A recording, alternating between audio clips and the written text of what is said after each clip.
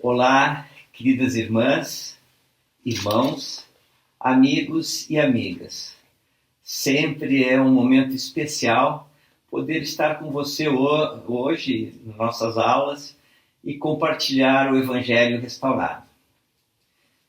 Hoje nós vamos estudar Doutrina e Convênios 59. Essa revelação foi dada em 7 de agosto de 1831. Joseph Smith havia participado do funeral da irmã Polly Knight, esposa de Joseph Knight.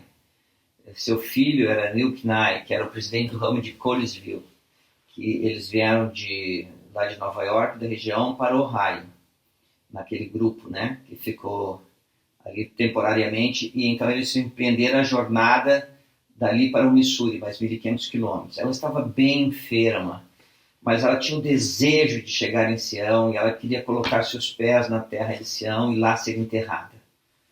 E ela, em nenhum momento da viagem, ela queria que parasse. E então para que ela pudesse recuperar, eles seguiram. Mostrou uma fé extraordinária, Deus se refere a ela assim com muito carinho. E ela conseguiu seu desejo ser atendida pelo Senhor, e ela veio a falecer só depois que chegou lá na região de Independência. Para você ter uma ideia, Neil Knight, ele chegou a preparar um caixão durante a viagem, porque achava que ela não ia aguentar. Então, ela conseguiu. Ela foi a primeiro santo que morreu naquela região e foi enterrada em Sião.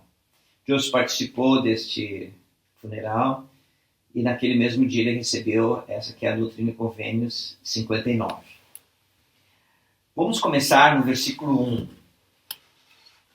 Eis que diz o Senhor: bem-aventurados são os que subiram a esta terra com os olhos fitos na minha glória, de acordo com meus mandamentos.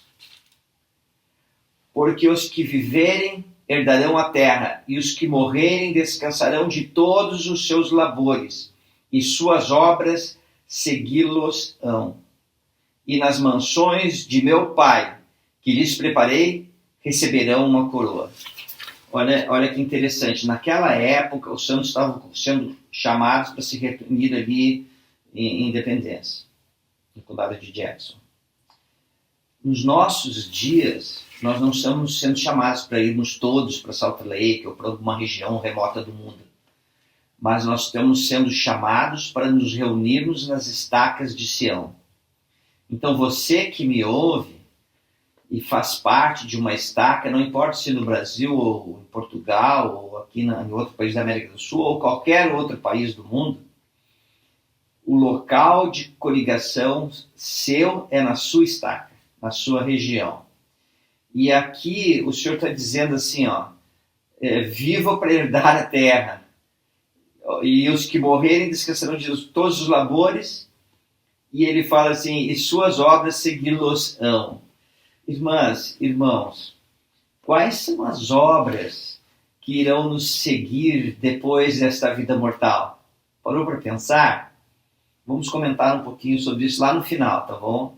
Mas durante esta sessão, este capítulo, ele vai descrevendo várias coisas que vão nos seguir.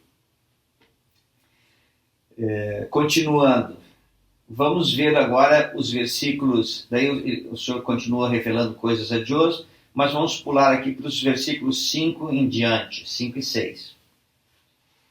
Portanto, dou-lhes um mandamento, que diz assim: amarás o Senhor teu Deus de todo o teu coração e de todo o teu poder, mente e força, e em nome de Jesus Cristo servi-los-á. E aqui, ele, nos próximos versículos, ele descreve vários dos mandamentos que nós encontramos lá em Êxodo 20, encontramos no livro de Mórmon, encontramos aqui em Doutrina e Convênios 42, e o Senhor fala novamente alguns aqui. Mas o primeiro é amar a Deus de todo o coração, poder, mente e força. Que significa que Deus vem em primeiro lugar em nossa vida. Eu gosto muito do jovem José, do Egito.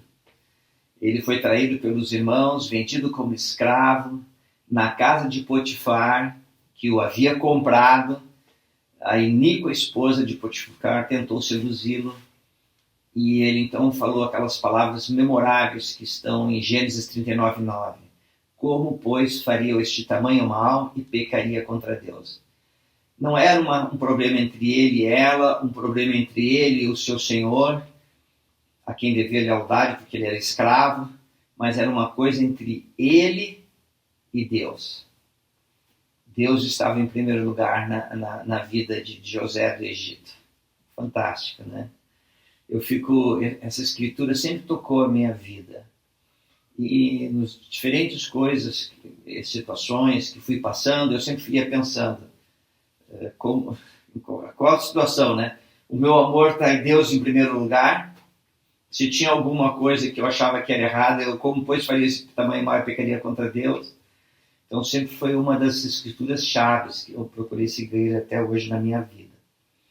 E no versículo 6 fala assim: amarás o teu próximo como a ti mesmo. E depois continua: não furtarás, não cometerás adultério, e continua. Mas aqui estão assim: amar a Deus e amar o próximo. Como você pode saber se você realmente ama Deus? Como você pode saber disso? Em João 14:15 tem uma escritura maravilhosa, muito curtinha, que nos dá a resposta. Se você quer saber se você ama Deus, procure lá em João 14:15.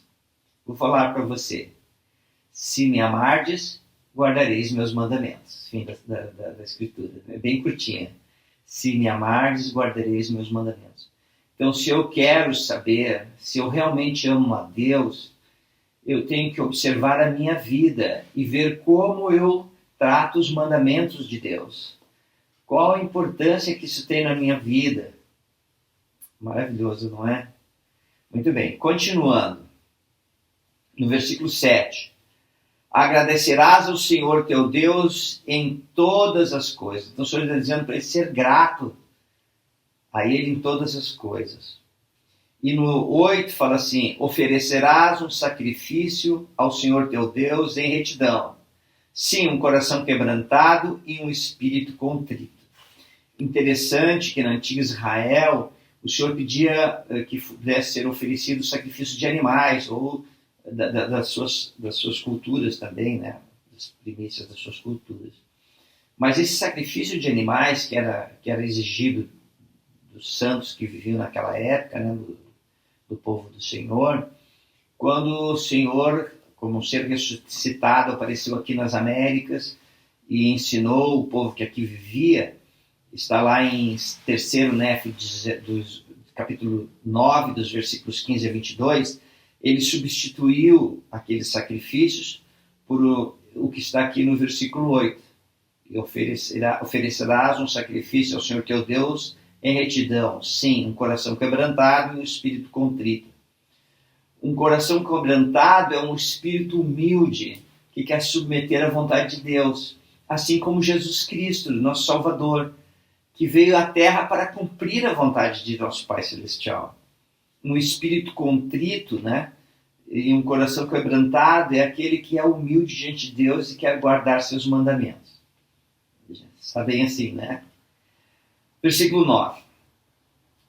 E para que mais plenamente te conserves limpo das manchas do mundo, irás à casa de oração e oferecerás teus sacramentos do meu dia santificado.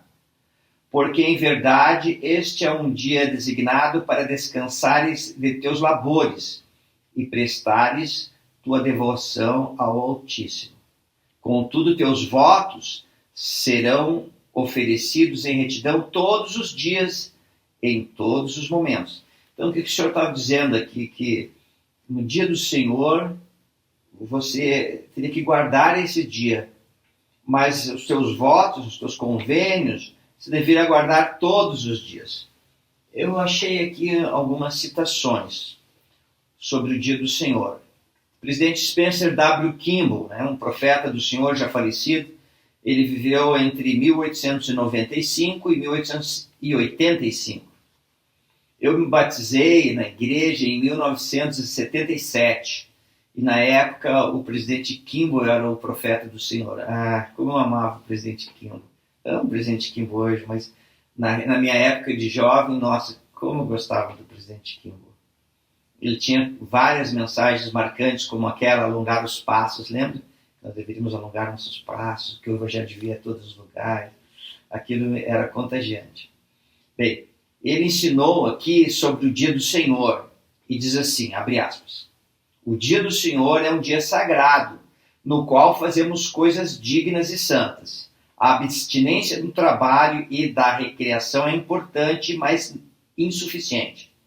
O dia do Senhor exige pensamentos e atos construtivos. E se uma pessoa apenas fica ociosa no dia do Senhor, estará violando. Fecha aspas. Ensinamentos dos presidentes da Igreja, Experiência do W. Kimball, 2006, página 189. O presidente Russell M. Nelson, profeta do Senhor de nossos dias, na época ele servia como presidente do Quórum dos 12 Apóstolos, ele também ensinou sobre o dia do Senhor. Abre aspas. Até que ponto santificamos o dia do Senhor? Quando era bem mais jovem, estudei o trabalho de outros que tinham compilado listas de coisas para fazer e coisas para não fazer no dia do Senhor. Foi só mais tarde que aprendi nas Escrituras que minha conduta e minha atitude no dia do Senhor constituíam um sinal entre mim e meu Pai Celestial. Com esse entendimento, não precisei mais de listas do que fazer ou evitar. Quando tinha que tomar a decisão sobre uma atividade a ser ou não adequada para o dia do Senhor, simplesmente me perguntava: que sinal quero dar a Deus? Essa pergunta fez com que minhas escolhas para o dia do Senhor ficassem bem claras. Como podemos assegurar que nossa conduta no dia do Senhor nos leve a ter alegria e regozijo? Além de ir para a igreja, tomar o sacramento e ser diligente em nosso chamado específico para servir, que outras atividades nos ajudariam a tornar o dia do Senhor deleitoso para nós? Que sinal daremos ao Senhor para mostrar nosso amor por Ele? Fechar aspas, fim da citação. Isso está num discurso chamado O Dia do Senhor é Deleitoso, está na Liahona de Maio de 2015, página 130. Então os profetas nos ensinaram sobre o dia do Senhor. Hoje, nós estamos vivendo na pandemia, né, do coronavírus. Em muitos lugares do mundo, as reuniões estão sendo interrompidas e nós não podemos nos reunir em nossas capelas. Não sei se em todos os lugares, mas acredito que na maioria, na grande maioria, está acontecendo, a reunião acontece na capela com um grupo reduzido de pessoas e ela é transmitida. As aulas da escola dominical e do sacerdócio estão sendo transmitidas para nós num outro horário. E assim nós nos mantemos em contato. E nas alas os bispos têm autorizado aos portadores do sacerdócio a abençoarem o sacramento do seu próprio lar. Então, se você é um portador do sacerdócio, converse com o seu bispo e ele pode te autorizar. Eu lembro que nós já estamos assim praticamente 1 ano e meio, né, irmãos e irmãs? Mas eu lembro que a primeira vez que eu abençoei o sacramento aqui em casa, eu e minha esposa, foi uma experiência assim emocionante. Porque quando eu me batizei em 77, naquela época falava-se muito, né, que um dia nós iríamos, não poderíamos nos reunir na igreja, e nós já antevimos aquilo como na véspera da segunda vinda e tal, ou seja, estava vindo. E foi assim, além de muito espiritual, uma emoção muito grande quando nós abençoamos pela primeira vez o sacramento no lar. Em muitos lugares nós já estamos tendo vacinas e as pessoas estão se imunizando para poderem voltar a uma vida normal, novo normal que o pessoal fala, né? E convido você a buscar o Senhor, a estar próximo dele, a dar sinais para ele de uma vida reta, digna. Muito bem. Vamos continuar aqui. Daí do 12 em diante, até ali o 15, ele continua, o Senhor falando sobre o dia do Senhor, né, e fala sobre jejum. No 14 ele diz assim, em verdade, isto é jejum e oração. 14, né? Ele fala, isso é jejum e oração. O jejum, o Senhor tem nos orientado através de seus profetas a jejuarmos uma vez por mês e nos abstermos de 2 refeições, e o dinheiro que nós utilizaríamos para aquelas refeições, nós fazemos uma doação para o fundo de jejum, que esse fundo de jejum ele auxilia aqueles membros que têm mais necessidades e em todos os lugares do mundo. Né? E quem deve jejuar? O presidente Joseph Fielding Smith, ele falou a respeito do propósito do jejum e nos ensinou da seguinte forma, abre aspas. O Senhor instituiu o jejum em bases razoáveis e inteligentes, e nenhuma de suas obras é inútil ou insensata. Sua lei é perfeita nesse, como em todos os outros aspectos. Por isso, todos os que podem estão obrigados a cumpri-la. Esse é um dever do qual não se pode furtar. Contudo, lembramo-nos de que a obediência ao dia do jejum, a abstinência durante 24 horas de alimentos e líquidos, não é uma lei incondicional, uma lei de ferro que nos é imposta. Pelo contrário, ela é dada aos homens como questão de consciência, na qual devemos exercer sabedoria e cautela. Muitos estão sujeitos a fraquezas, outros têm saúde delicada e algumas mulheres estão amamentando crianças. A esses não devemos pedir que jejuem, nem os pais devem compelir os filhos pequenos a jejuar. Fim da citação. Então, irmãos, não se deve forçar as crianças a jejuar, porque seria um dia horrível para elas. Mas deve-se ensinar no princípio, à medida que elas vão crescendo, elas vão amadurecendo, até que espontaneamente elas possam começar a fazer. As irmãs que estão amamentando ou grávidas, tomem cuidado, né? Não devem jejuar. Também, algumas pessoas que têm algumas doenças, tem que tomar muito cuidado, mais fragilizadas. Se você usa medicamentos, deve tomar seus medicamentos. E não se preocupe, que o Senhor entende isso. E mesmo o jejum, nós temos que ter muita sabedoria para jejuar, para não fazer isso em excesso e prejudicar nossa própria saúde. O Senhor também não quer isso, tá bom? Bem, vamos continuar aqui. Sobre o jejum, eu tenho uma... Não, é aqui, desculpe. Dos versículos 12 até o 14, eu sublinhei assim algumas palavras que falam sobre referente ao dia do Senhor e o jejum.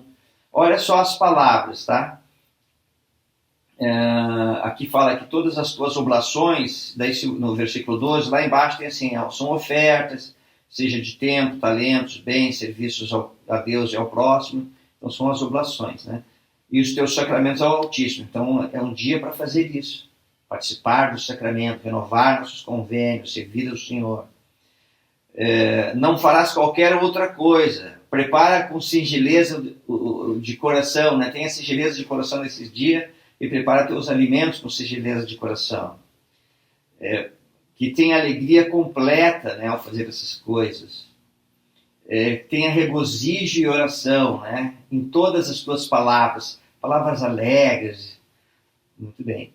No 15, que tenha ações de graça, um coração e um semblante alegre. Mesmo o sorriso deve ser contido, não deve ser exagerado. Um coração feliz e um semblante alegre. Não é maravilhoso? Então o que o Senhor está dizendo para nós é que o dia do Senhor, os jejuns, deve ser um momento de alegria pessoal, de contentamento. Nós jejuamos, é um sinal nosso para Deus, não é para se mostrar para os outros, dizer, eu estou jejuando. Não, não, ninguém precisa saber que você está jejuando, na verdade. Ninguém precisa saber.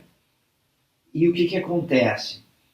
E isso é uma coisa pessoal sua com Deus. Isso é maravilhoso, não é? Enquanto o mundo quer reconhecimento, enquanto o mundo quer se sobressair uns sobre os outros, não é? O Senhor está dizendo assim, olha, seja humilde, coração contrito, né? Coração quebrantado, espírito contrito, essa é a oferta que eu quero de você. Então, se aproxima de mim. E daí o Senhor mostra que jejum, oração, o dia do Senhor e tudo mais. Muito bem. Mas, no versículo 21, olha o que o Senhor fala. E em nada ofende o homem a Deus, ou contra ninguém está acesa sua ira, a não ser contra os que não confessam sua mão em todas as coisas, e não obedecem a seus mandamentos. Então, o Senhor está dizendo assim, ó, que se você não é grato ao Senhor, você ofende a Deus. Olha, em nada ofende o homem a Deus, ou contra ninguém está acesa sua ira, a não ser contra aqueles que não reconhecem sua mão em todas as coisas. Você já pensou assim, ó, você já procurou olhar para a sua vida? Claro que você já deve ter feito isso, mas só memorizar aqui, tá bom? Recordar, ou melhor. Como que Deus entrou na tua vida?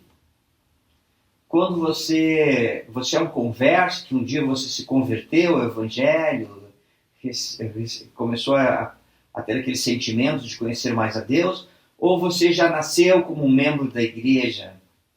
E se você já nasceu, quando foi que você começou a realmente sentir que Deus vive e reconhecer a mão dele na sua vida? Como que você pode reconhecer a mão do Senhor na sua vida? Né? Quando foi que você notou e percebeu isso? E esta semana, procura lembrar a tua semana e dizer assim, nossa, quando que Deus esteve próximo de você nessa semana? E hoje, procura reconhecer hoje o Senhor na tua vida. É tão gostoso isso, ter gratidão, né? E quando orar, é expressar gratidão ao Senhor. Temos muitas bênçãos, incontáveis, na verdade, mas às vezes nós não conseguimos reconhecer. E isso é tão maravilhoso, né? Reconhecer a mão do Senhor na nossa vida, nos conduzindo, nos ajudando, nos edificando, e isso é maravilhoso. E no versículo 23,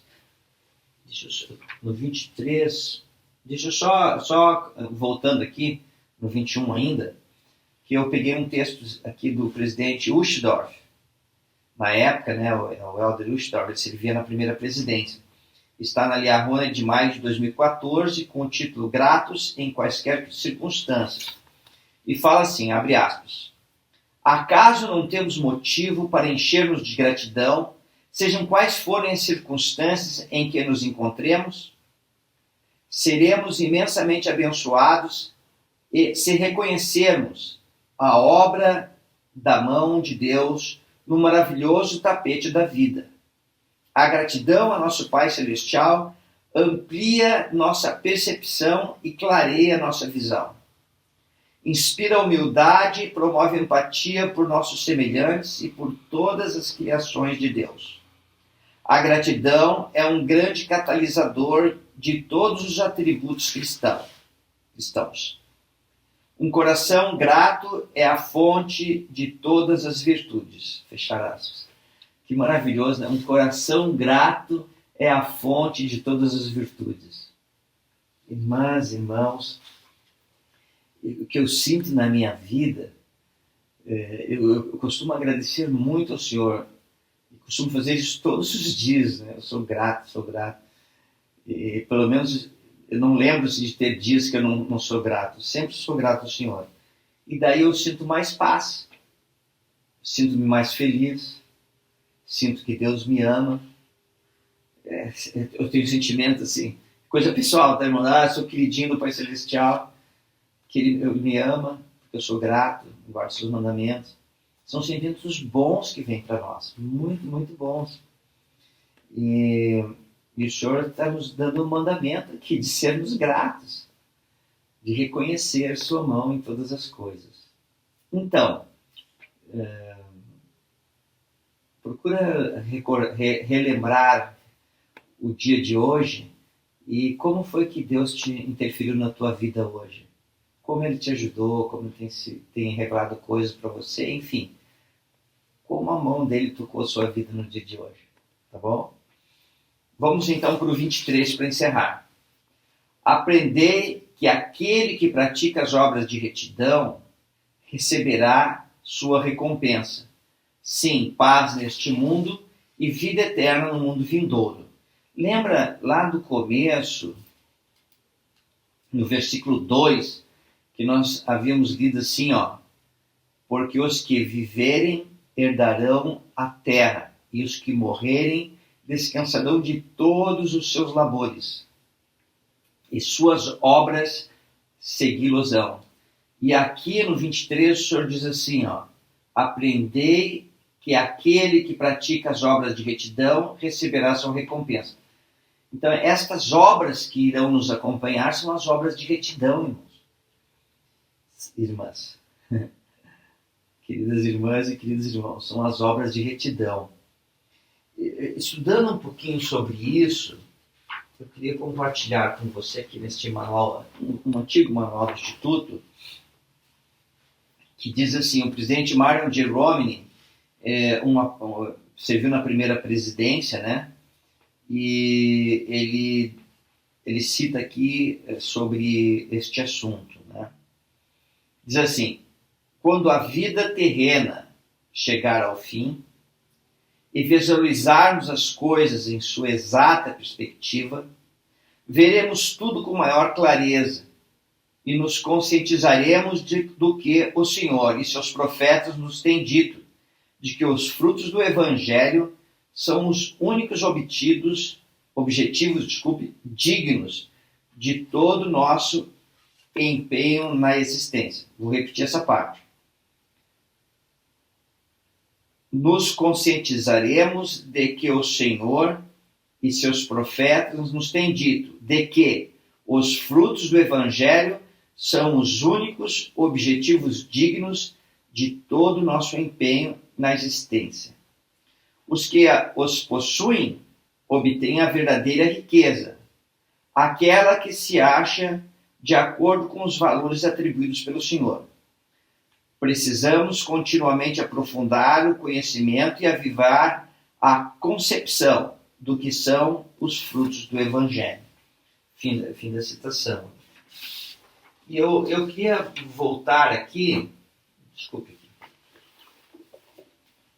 coloquei na cadeira ali, então está meio baixinho. Vamos voltar aqui. Aqui fala assim, o Evangelho... Não, peraí, abri a página errada, irmãos. Desculpe. Agora sim. Ele fala assim, receberá sua recompensa. Sim, paz neste mundo e vida eterna no mundo vindouro. Paz neste mundo. É óbvio que nós vivemos num mundo conturbado e num período conturbado da história da humanidade. E aqui os valores são distorcidos a todo momento, a todo instante. E aqui o Senhor está nos dizendo, ele junta assim, paz nesse mundo e vida eterna. Ele junta duas coisas. Quando fala em paz nesse mundo, lembra lá no Senhor, na última ceia, daí ele estava se preparando para poder ir para o Getsemane com seus apóstolos, viu a tristeza dos apóstolos, ele disse que ele enviaria um outro Consolador, que é o Espírito Santo, que testificaria de todas as coisas. E daí em João 14, 27, ele fala assim, deixo-vos a paz, a minha paz vos dou. Então Jesus Cristo, quando fala de paz, essa paz é a paz que vem do Salvador Jesus Cristo, que emana dele. E para nos ensinar, ele fala assim, deixo-vos a paz, a minha paz vos dou, não vou lá dou como o mundo a dá. Não se turbe o vosso coração, nem se atemorize. Então, muitas vezes, eu e você e a humanidade, nós imaginamos a paz do mundo. Talvez imaginemos que se tivermos riquezas, se tivermos posição social, se tivermos, e o nosso egoísmo continua para obter paz, sempre falando, e se tiver mais isso e mais aquilo, mas o Senhor está dizendo, não é assim. Essa é a paz que emana de Cristo, e que não é como o mundo. E ele associa a paz de Cristo neste mundo e vida eterna no mundo vindouro. Percebeu? Estão juntos aqui. E ele, quando o Senhor estava falando sobre isso, deixe-vos a paz, a minha paz vos dou, não vos dou como o mundo dá, ele estava falando também, no mesmo instante, sobre o Espírito Santo. Então, sentir o Espírito Santo em nossa vida, receber a revelação pessoal, se comunicar com Deus e receber a revelação, e o Espírito Santo testificar na nossa vida que Jesus Cristo vive, e nosso Pai também, nosso Pai Celestial, indicar o caminho que devemos seguir, e assim vai. Continuando aqui na mensagem do presidente Romney, então ele falando, né, sobre a vida eterna, né, que é o maior de todos os dons de Deus, né, que está lá em Doutrina de Coríntios 14:7, e também ele fala aqui, né, que rico é aquele que tem a vida eterna. Então, às vezes, aqui neste mundo terreno, os valores, nós trocamos os valores todo momento. Mas os valores que realmente vão nos proporcionar paz nesse mundo e vida eterna no vindouro, são os valores que vêm do Salvador Jesus Cristo até nós, chegam através dos profetas de Deus, das Escrituras e assim vai. Mas olha que interessante que ele fala assim, ó, e o maior dom de Deus é a vida eterna, que ele concede a todos nós. E ele fala assim, continuando a citação, abre aspas, os que a conseguirem alcançarão a exaltação no reino celestial de nosso Pai Celestial. Não podemos, é claro, ter pleno conhecimento nesta vida do que significa receber o dom da vida eterna no mundo vindouro. Podemos obter nesta vida a certeza de que a alcançaremos no mundo futuro. Convém salientar que as bênçãos do reino celestial são prometidas apenas àqueles que têm tal certeza. De acordo com a visão, um sério candidato a estas bênçãos deve qualificar-se em 3 sentidos. Então, como é que eu me qualifico para a vida eterna? Como é que eu me qualifico para sentir esta paz que vem de Deus? Né?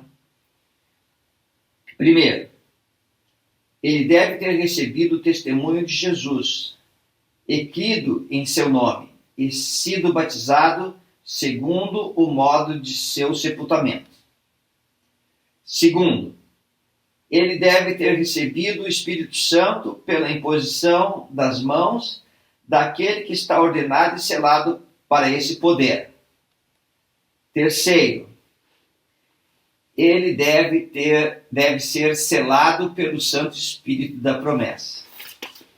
Irmãos, irmãs, quando nós pensamos, né, em vida eterna, viver com Deus, voltar, retornar à presença de nosso Pai Celestial, algo que me traz assim, um contentamento, uma alegria imensa, é saber que o reino celestial de nosso Deus vai estar repleto de pessoas comuns.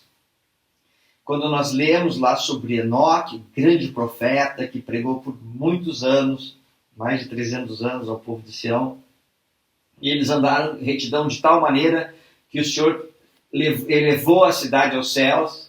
Imagina, nós estamos falando de Enoque, mas tinha toda uma população ali de pessoas comuns. De pessoas comuns. Lembra do Senhor pregando ao povo daqui das Américas, logo após a ressurreição?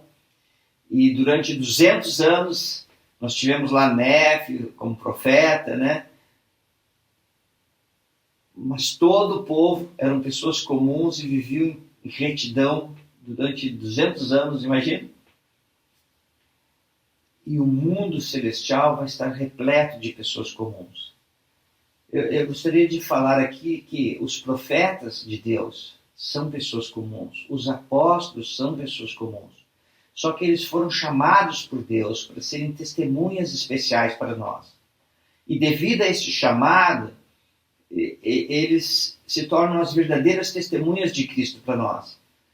E o Senhor os investe com o poder de testificar ao mundo que Jesus Cristo vive. Ai, irmãos e irmãs, eu não sou qualificado para falar muito sobre vida eterna. Apenas o que está aqui nas Escrituras. E eu almejo como você por isso. Procuro guardar os mandamentos, procuro ter uma vida digna, andar em retidão, que é o que o nosso Pai Celestial e Jesus Cristo tem nos pedido. E Ele tem falado, se me amardes, guardareis meus mandamentos. Ser casto, pagar o dízimo, enfim, todos os mandamentos, irmãos. E os mandamentos, na verdade, são uma bênção para nós. Os mandamentos nos trazem segurança e nos dão perspectiva eterna. Nos ajudam na jornada terrena. E é uma grande bênção do nosso Pai Celestial e Jesus Cristo. Esse conjunto de mandamentos que nós encontramos nas Escrituras, nas palavras dos profetas vivos. Eu sei que Jesus Cristo vive, eu sei que Ele revela coisas a nós, que nós podemos receber a resposta para as orações, que o Espírito Santo testifica em nossos corações, coisas maravilhosas. Eu presto meu testemunho destas coisas, sei que Jesus Cristo vive, eu sou tão feliz por saber disso. E posso sentir a paz que vem do Salvador na minha vida. E eu convido você a pensar como Jesus Cristo, nosso Pai Celestial, como Jesus Cristo tocou a sua vida hoje. Procure lembrar algum episódio da semana que você diz, nossa, olha, eu estou reconhecendo aqui a mão de Jesus Cristo na minha vida. Irmãs, irmãos, muitas vezes Ele fez isso durante essa semana na sua vida.